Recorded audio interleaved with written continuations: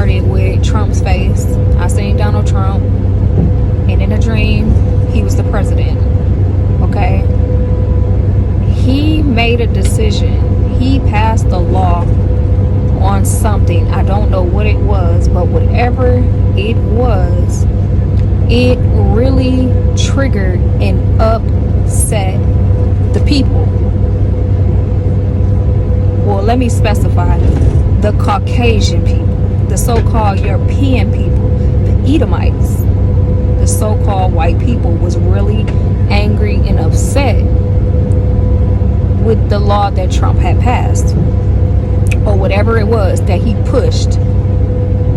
I remember seeing Pelosi face, and she was so disgusted and so upset at whatever it was that he had passed. I'm in 2 weeks. I'm done. You want to talk about regretting your vote? I never thought I'd say that, but I regret my vote. I voted for Trump. I voted for Trump, and I regret it now. As a Hispanic, I voted for Donald J. Trump. Dude, I regret it so much, man. I am regretting my vote for Donald Trump. I voted for Donald Trump, and now I regret it. A lot of people who were like me voted for Trump and have to account for that. I regret voting for Trump. So deeply regret my vote for Donald Trump. I regret voting for Trump. I was a dumbass, voted for Trump. It was the worst decision I ever made. I've seen the light, and I got out of Maga. A lot of us there have seen the light. We have deep regrets. I feel guilty because I voted for Trump twice. I feel very guilty because I feel responsible. That's why he's still running. I was with Trump for 9 straight years. I'm disappointed. I'm very disappointed in Trump right now. Did y'all see that farmer that voted for Trump that's now about to lose his farm because of Trump? Even though Kamala was the one who passed the bill to give him the money that he needed for his farm in the first place. Now he's on TikTok begging for us to help him keep his farm, and he's going to say, oh, it's not supposed to be an us versus us. It's supposed to be us versus them. Us. Then he going to say, oh, it's corrupted on both sides of the aisle. It's all about money. So you thought the felon who was impeached was in the pockets of billionaires, had dozens of cases out against him. You thought he was the less corrupt option to go with over the woman who worked in all 3 branches of the government, spent her entire life being a civil servant, and passed the specific bill that gave you the loan that you needed for your farm, that the administration you voted for has just signed an executive order to undo. Oh, all I have for you, sir, are concepts of sympathy. I have concepts of thoughts and prayers. Do I have them actually? No. I won't be holding up the prayer line for you. Why would I do that? No, I'm not helping. No. And what's so funny is there's probably a bunch of farmers that voted for Trump that are now about to lose their farms because of him. Y'all thought he cared about y'all just because y'all share the same. He don't. Because not only do you have to be Whyte for him to actually give a fuck about you, you also have to be rich. That's the point y'all are missing. Y'all not rich. Y'all are working people. He's not for y'all. But some folks who aren't feeling Trump's optimism right now are American farmers, and they are stuck in the middle of all of this. Frank, who did you vote for president? Mr. Trump. Right? Trump. Mr. Trump. If the election were today, Frank, would you vote for Donald Trump? No way. Couldn't happen. No. You voted for President Trump. So now, in this moment, you say you're in a free fall. What is your message to him? So I'm off the Trump train. Where I'm going for now is I got to protect my business. Island, a wheat farmer who says he's lost $400,000 since Trump took office. I think there was a lot of people who voted for him that want to stay loyal to him, but it's going to get to the point where financially, if it's between supporting the president or losing your family farm. You voted for the president? Yes, I did. And do you support these policies which might be hurting farmers like you? Right now, we're the ones that are taking the hit. I think he's sort of backstabbing the main people who got him into office in the Midwest, and he just left.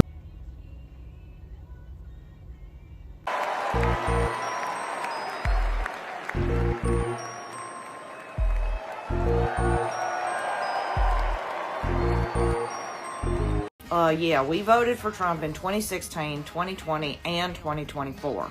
We live in the Florida Panhandle, and we thought that this would be good for our business. But we're finding out now that we were wrong, and I want to publicly say that we are regretting our votes at this point. My husband and me own a construction company, and we literally do not have workers anymore. Most of our workers are from Mexico, and they're good, hard workers. I talked to a few of them, and they said they were just too scared to come back to work because of all the raids. Our construction company is likely to go out of business now, and we don't know what we're going to do, but we're never voting for a Republican again. Ron DeSantis and Trump have been passing laws that negatively affect our business, and I just want to say that I'm sorry for voting for him. I grew up Republican, and it's all I've ever known, but now I can see that me and my whole family have been very wrong about this. So we hope that 2026 comes and we can take back the House and the Senate and stop him from what he's doing. There's a special election coming up in Matt Gaetz's district, and we're going to do everything we can to advocate for a Democrat taking that seat.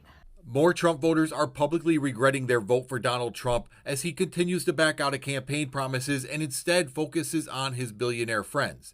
Now, first it was the Steelworkers Union out of Pennsylvania. Now firefighter unions in New York City are publicly speaking out as Donald Trump and Republicans failed to fund the 9/11 first responder health care program that is designed to help the first responders who are still suffering from being there on the ground during 9/11. Now, you can say that Donald Trump had nothing to do with that, but understand Republicans took that out of the funding bill under direction from President-elect Trump and Elon Musk. Now, so far, Donald Trump has only focused on delivering for his billionaire buddies and nonsense such as Greenland, Canada, Mexico, Panama, all this stuff that he didn't talk about. Not once have you heard him talk about lowering gas prices, lowering grocery prices, your energy bill, etc. All the things he promised during the campaign, he is backing out of because he only cares about one person, himself, and the people who paid to get him elected. MAGA regret is a trend. And just like buyer's remorse, I anticipated that this would happen. There was no way that people willingly made this decision and they were actually fully educated in their decision. They considered all options. They considered all possibilities. They considered the impact that this could potentially have, or they even glanced at 2025, Project 2025. They didn't.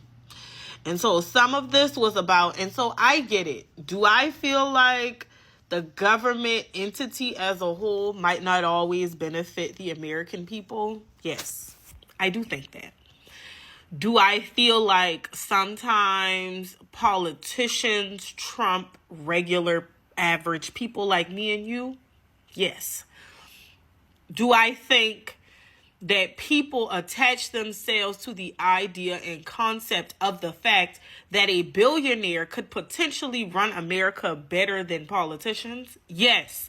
And I think that what people did was attach themselves to the dream that they could potentially have access to that amount of money, that they could potentially get into this environment where Trump was going to change the status quo of how we live, how we eat, how we breathe, how we operate as a country, and how the government operated specifically. I think that he led with that because that was the emotional appeal that he could attract so many different people. Even after he disrespected so many different nationalities, said so many different offensive things, has been in very compromising situations when it comes to women as well. Y'all still voted for him. And so now I'm starting to see all these videos that are, it's like a trend where it's like MAGA regret. And so there's all these people that are going through the reasons why they are regretting voting for Donald J. Trump and how they didn't understand that whatever decision making he was going to make, that it would impact things that are so closely related to what they need, what they depend on, what they do on a daily basis, maybe even their employment, their livelihood, the employment, livelihood, and dependency of their loved ones, whatever it is. I stand in solidarity with the 92% and say, we told you so. And the thing that I'll continue to say and scream to the mountaintops until I can't say it anymore is The hate of the black woman is so strong that you will willingly sign up to jeopardize your livelihood, your normalcy, the livelihood and normalcy of so many other people, your ability to live comfortably. You would give all that up versus allowing a black woman to be in charge. The funny thing about all of this is America knows it more than anything that black women are the most powerful people on this planet.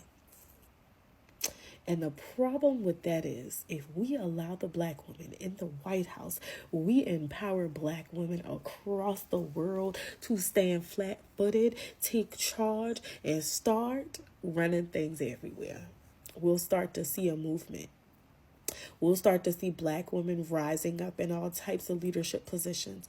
We'll start to see those timid black women, they'll find their voice. They'll find their power. They'll find their strength. But they don't want that to happen.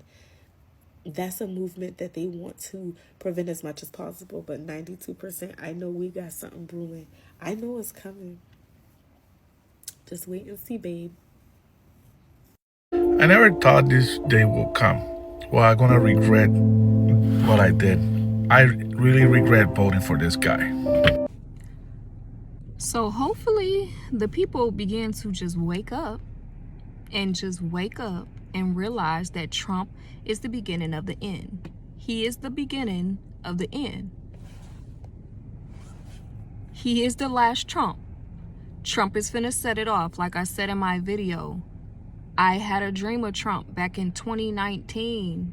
The Most High revealed to me that he would be president and that he would be the president in office, and he would be the president that started World War III. A week before election, the Most High gave me another dream showing me that Trump was going to pass a law or a bill, an executive bill, that was going to upset a lot of people, specifically the Caucasian people. Highly upset them. Y'all, we are just at the beginning of what Trump has up his sleeve. If y'all don't wake up and realize the times that we're in, we are in the last days. Trump was put in office by the Most High for this predestinated time. Trump is doing everything that he's supposed to be doing. Whether people will realize it or not, or accept what he's doing or not, it doesn't matter. Man's going is of the Lord. Trump is doing exactly what the Most High is causing him to do. Again, go back, rewatch my video, y'all. Civil war is right around the corner. We at the cusp of civil war. Trump will pass an executive law. He will pass an executive order. He will sign a bill that will cause civil war. And he also will be the president that starts War III. With that being said, return back to the Most High, repent of your sins, and keep the law, statutes, and commandments. Shalom.